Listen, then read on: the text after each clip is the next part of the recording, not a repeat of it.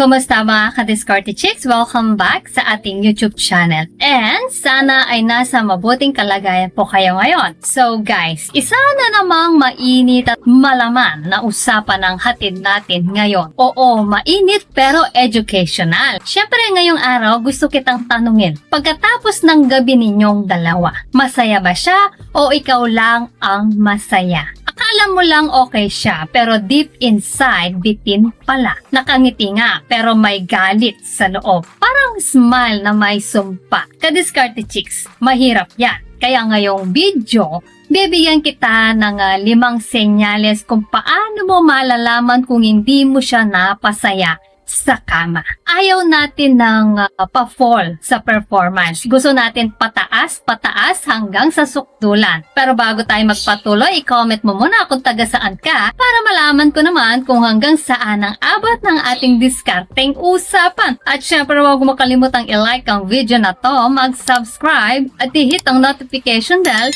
para updated ka sa mga love tips natin tuwing may bagong upload. So, ready ka na ba? Tara, simulan na natin. Tip number 1, tahimik o malayo ang ugali pagkatapos. Okay, so pagkatapos ng akto, dapat may lambingan, yakapan, kulitan, di ba? Pero bigla siyang tahimik, hindi na sweet, hindi na pinapansin, parang na-depress bigla.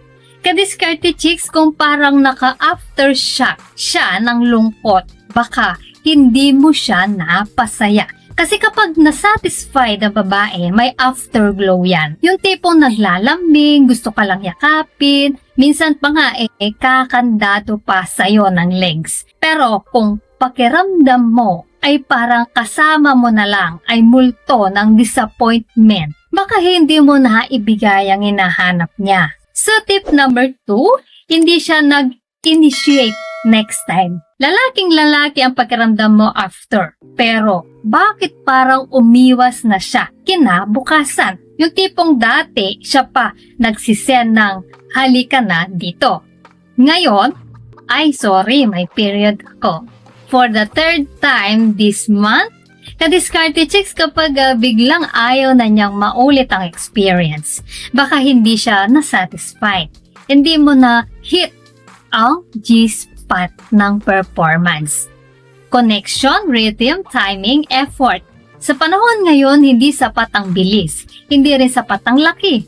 Ang mahalaga yung impact mo sa damdamin at katawan niya. So tip number 3, walang feedback, walang reaction. Ito yung pinaka-deadly silent treatment. Walang, grabe ka, kagabi. Walang, ulit tayo ha. Kapag ang babae ay masaya sa performance mo, automatic yan, may reaction. Kahit pa-relate lang, kahit side comment lang sa chat, like, bakit parang mas intense ka kagabi? Pero, kung wala kang narinig ni isang feedback, ka-Discarte Chicks, baka hindi ka na remember ng katawan niya. At sa mundo ng diskarte, kung hindi ka memorable, mababa ang rebooking rate. Alam mo na, ibig ko sabihin doon. Sandali lang mga ka-Discarte Chicks, bago po tayo magpatuloy, nakapag-subscribe ka na ba? Baka naman, i-hit mo ng subscribe button. Ngayon na, as in now na, para mas marami pa tayo madiskarteng pag-uusapan sa susunod. So tip number 4, biglang lamig sa chat o personal. Dati panay, good morning baby. Ngayon, sin. Dati every 10 minutes ang reply. Ngayon, sorry, natulog ako ngayon lang, naka-reply. Sa tanghaling tapat, ka-Discarte Chicks, kung ang babae ay satisfied, mas lalong lumalambing yan. Hindi lang physical to emotional connection. Ang reward ng solid performance, pero kung biglang cold war, ang simoy ng hangin at hindi na siya excited na makita ka ulit, malamang may kulang ka. Hindi lang sa effort, baka pati sa atake. Tip number 5, hindi ka nakasama sa next plan niya. Dati may plano kayo mag-staycation, food trip, kahit simpleng movie night. Ngayon, mag-isa na lang muna ako. Gusto ko lang ng space. Space o escape? Kapag hindi ka nakasama sa plano niya, ibig sabihin nawawala ka na sa radar. Worse, baka iniisip niya, sana hindi ko nalang pinayagan nung gabing yon. Masakit, pero yan ang harsh reality.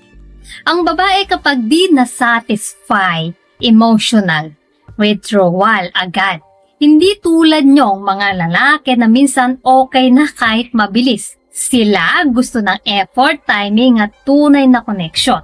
So ayan mga ka-diskarte chicks, kung may isa man sa 5 senyales na to ang naramdaman mo, oras na para mag-reflect. Hindi para ma-depress, kundi para matuto. Performance is not about ego. It's about connection at dito sa Diskarte Chicks, tuturuan kita kung paano mo siya pasahin emotionally, mentally at syempre physically rin. Sana ay may natutunan po kayo sa video natin ngayon. At syempre bago po tayo matapos, shoutout muna sa ating masugid na tagapanood na sina Benito Gayagoy ng Tanay, Benigno Montalvo watching in Italy, Jacinto Mata, taga Guimba, Nueva Ecija, Pablo Sarsale Jr. from Cebu City, Emily Gamboa, taga Botoan, Efren Austria from Baler Aurora, Lenny Poloho, taga Jensan, Wesley Jan ng Bataan, Agosto Daguman ng Northern Samar, Sammy Rogador Jr. taga Leyte, Ramil Rabaca, taga Malaybalay City, Lolita Padin watching from Leyte at kay Mark Paderagaw from Puerto Princesa, Palawan. Guys, maraming salamat po sa suporta at panunood, mga ka-Diskarte Chicks, at para naman sa mga hindi pa na-shoutout. Gusto mong ma-shoutout sa next video? I-comment lang ang hashtag ka-Diskarte Chicks at sabihin ko anong topic ang gusto mong pag-usapan natin next. Kung nagustuhan mo ang video na ito, ay huwag kalimutang mag-like, mag-subscribe at i-share ito. Comment down below kung alin sa mga tips na to ang na-experience mo na. So guys, this is Diskarte Chicks, your love mentor na laging nandito para sa mga diskarteng pag-ibig. Kita-kits sa next video. Maraming salamat sa panonood. Ingat kayo palagi. Let's spread love.